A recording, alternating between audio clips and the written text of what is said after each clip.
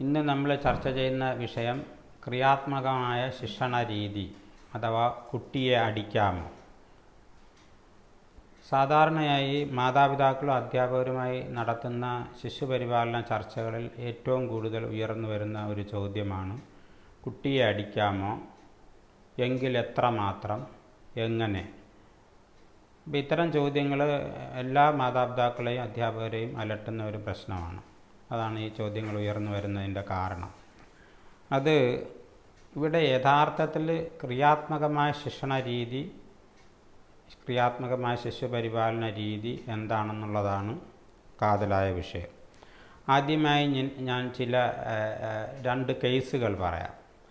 ഒന്നാമത്തേത് 2.5 വയസ്സുള്ള ഒരു ആൺകുട്ടിയുമായി അമ്മ വന്നു. അമ്മയുടെ പരാതി ഒരിടത്തും അടങ്ങിയിരിക്കുന്നില്ല, പറയുന്നതിനെതിര് ചെയ്യുന്നു. പേന തറയിൽ ഉരയ്ക്കുമ്പോൾ അത് ചെയ്യരുതെന്ന് പറഞ്ഞാൽ നമ്മളുടെ മുഖത്ത് നോക്കിക്കൊണ്ട് തന്നെ പേന തറയിൽ ഉരയ്ക്കും. കുട്ടിക്ക് ഈയിടെയായി നല്ല അടിയും കിട്ടി തുടങ്ങിയിട്ടുണ്ട്. പക്ഷേ സ്വഭാവത്തിലൊരു മാറ്റവുമില്ല. എല്ലാത്തിനും ഒരു നിഷേധാത്മക സ്വഭാവ രീതിയാണ് കുട്ടി വെച്ച് പുലർത്തുന്നത്. മറ്റൊരു കേസും കൂടി പറയാം. മറ്റൊരു കേസ്, ഒരിക്കൽ നല്ല വയറുവേദനയുള്ള 1 വർഷമായി നല്ല വയറുവേദനയുള്ള ഒരു പെൺകുട്ടിയുമായി അമ്മ ബിഹേവിയറൽ പീഡിയാട്രിക്സിൽ വന്നു. പീഡിയാട്രിക്സിലും അതുപോലെ പീഡിയാട്രിക് ഗ്യാസ്ട്രോഎൻട്രോളജിയിലും വിലയിരുത്തലുകൾ നടത്തിയതിന് ശേഷം ഒരു കാരണവും കാണാതെയാണ് കുട്ടിയെ ബിഹേവിയറൽ പീഡിയാട്രിക്സിലേക്ക് കൊണ്ടുവന്നത്. കുട്ടിയെ എല്ലാ പരിശോധനകളും നോർമലായിരുന്നു എന്നുള്ളതാണ് നമ്മൾ കാണേണ്ടുന്നത്.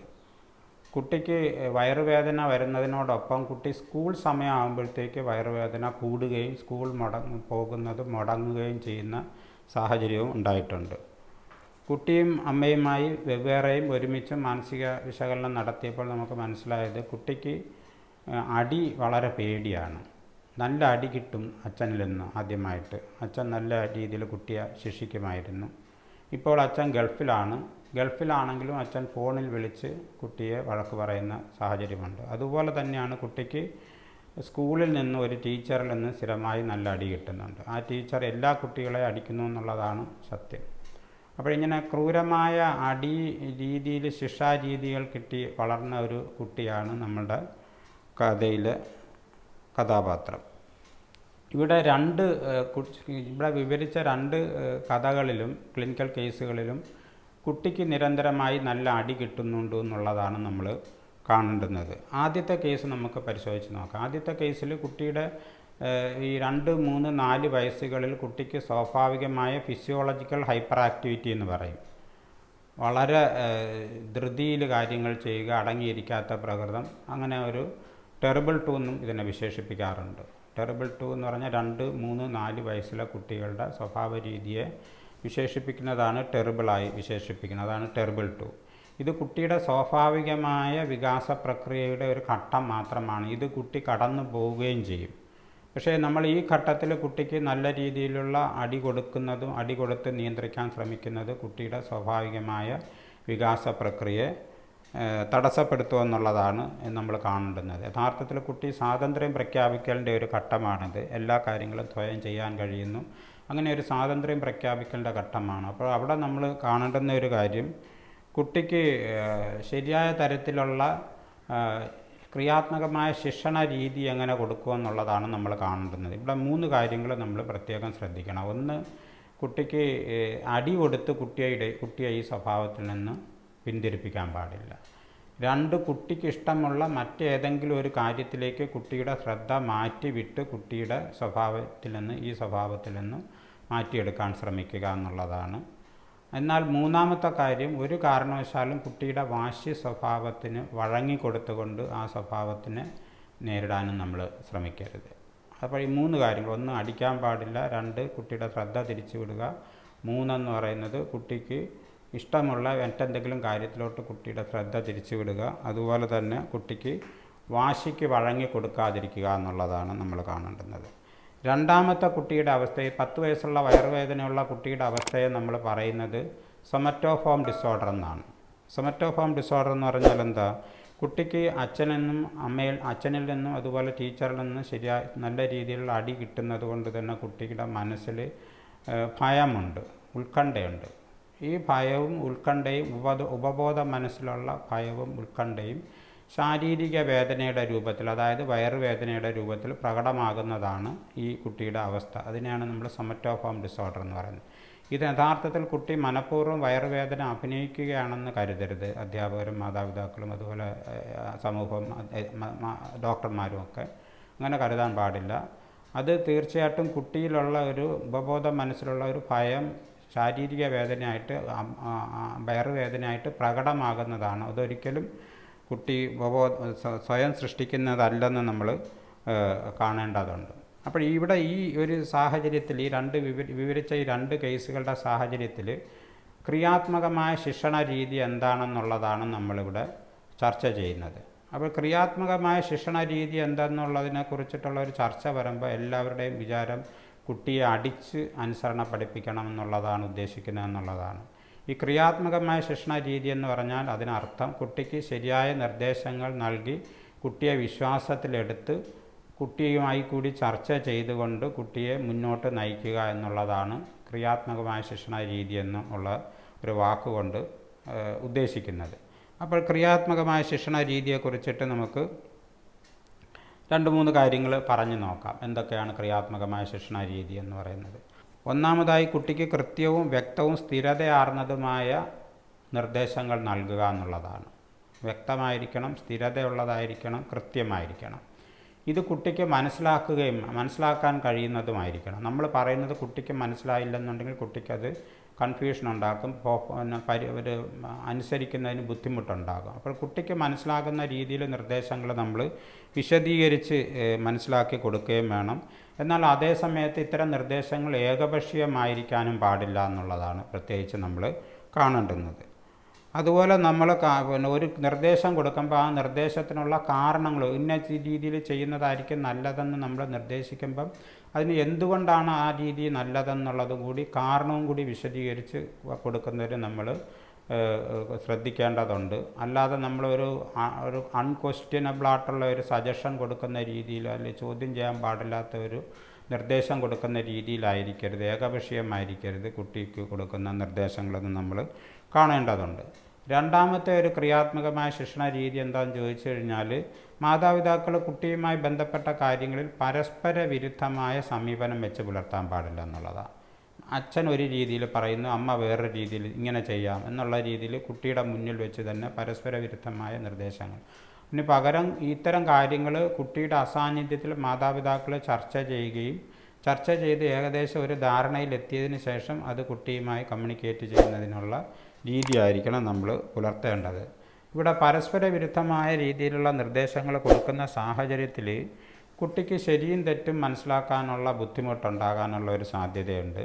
പിന്നെ വേറൊരു പ്രശ്നം എന്ന് പറഞ്ഞാൽ, കുട്ടിയിൽ ഈ മാനിപ്പുലേറ്റീവ് ബിഹേവിയർ എന്ന് പറയും, മുതലെടുപ്പ് സ്വഭാവം വളർന്നു വരാനുള്ള സാധ്യതയുണ്ട്.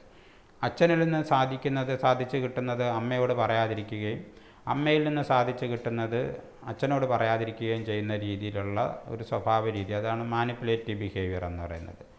കുറ്റവാസനയുടെ വേറൊരു സ്വഭാവ രീതിയുടെ ഒരു പ്രകടന രീതിയാണ് മാനിപ്പുലേറ്റീവ് ബിഹേവിയർ എന്ന് പറയുന്നത്. അങ്ങനെ ഒരു സ്വഭാവ രീതി കുട്ടിയിൽ വരാൻ സാധ്യതയുണ്ട്. അപ്പോൾ അതുകൊണ്ട് എപ്പോഴും നമ്മൾ കൃത്യമായിട്ടുള്ള നിർദ്ദേശങ്ങൾ കൊടുക്കുമ്പോഴത്തേക്ക് പരസ്പര വിരുദ്ധമായ രീതിയിലാകാൻ പാടില്ലെന്നുള്ളത് നമ്മൾ കാണേണ്ടതുണ്ട്. പിന്നെ വേറൊരു ഉദാഹരണം, കുട്ടി ഇപ്പം ഒരു 4 വയസ്സോ 5 വയസ്സോ ഉള്ള ഒരു കുട്ടി മൂത്ത കുട്ടിയുടെ സാധനങ്ങളെടുത്ത് എറിഞ്ഞെന്നിരിക്കട്ടെ. അപ്പോൾ നമ്മളെങ്ങനെ ഈ സാഹചര്യത്തിൽ ഇടപെടുമെന്ന് ചോദിച്ചു കഴിഞ്ഞാൽ, കുട്ടിയോട് പറഞ്ഞ് കുട്ടിയെ സമ്മതിപ്പിച്ച് ആ സാധനങ്ങൾ തിരിച്ചെടുത്ത് ചേച്ചിക്ക് കൊടുക്കാനോ ചേട്ടന് കൊടുക്കാനോ കുട്ടിയോട് പറഞ്ഞ് നിർദ്ദേശിച്ച് താൻ ചെയ്ത കുറ്റങ്ങൾ അത് തിരുത്തി കൊടുക്കുന്നതിനും ക്ഷമ ചോദിക്കുന്നതിനും കുട്ടിയെ ശീലിപ്പിക്കുക എന്നുള്ളത് അതൊരു വളരെ നല്ല കാര്യമാണ്. ക്ഷമ ചോദിച്ചിട്ട് ചില അമ്മമാർ പറയും ക്ഷമ ചോദിക്കും, പക്ഷേ ഇത്തിരി കഴിയുമ്പോൾ വീണ്ടും അത് തന്നെ ചെയ്യുമെന്ന് പറയും. അങ്ങനെ നമ്മൾ കാണേണ്ടതില്ല. ക്ഷമ ചോദിക്കുന്നത് എപ്പോഴും ഒരു നല്ല സ്വഭാവ രീതിയായിട്ട് നമ്മൾ കാണേണ്ടി വരും. അതാണ് നമ്മൾ നോക്കേണ്ടുന്നത്. പിന്നെ മറ്റൊരു സാഹചര്യം എന്ന് പറയുന്നത്, കൗമാരക്കാരോട് സംവാദാത്മകമായ രീതിയിലായിരിക്കണം പെരുമാറേണ്ടത്. അതായത് ചർച്ചയുടെ രൂപത്തിൽ, ഏകാപക്ഷീയമായ നിർദ്ദേശം കൊടുക്കുന്നതിന് പകരം ചർച്ച ഇങ്ങനെ ചെയ്തു നോക്കിയാലോ എന്ന രീതിയിലുള്ള സംവാദാത്മകമായിട്ടുള്ള ഒരു, കൗമാരക്കാർക്ക് പ്രത്യേകിച്ച് അവർക്കൊരു നിഷേധാത്മക സ്വഭാവം കാണും. അത് ആ കൗമാര കാലഘട്ടത്തിലെ വികാസ സവിശേഷതയാണത്. പക്ഷേ അതിനെ നമ്മൾ അനുസരണക്കേടായിട്ട് കാണാൻ പാടില്ല. അപ്പോൾ അങ്ങനെ സംവാദാത്മകമായ തരത്തിലുള്ള ചർച്ചയിലൂടെ കൗമാരക്കാരുമായി നല്ല രീതിയിൽ ഇടപെടാൻ കഴിയുമെന്നുള്ളതാണ് നമ്മൾ കാണേണ്ടുന്നത്.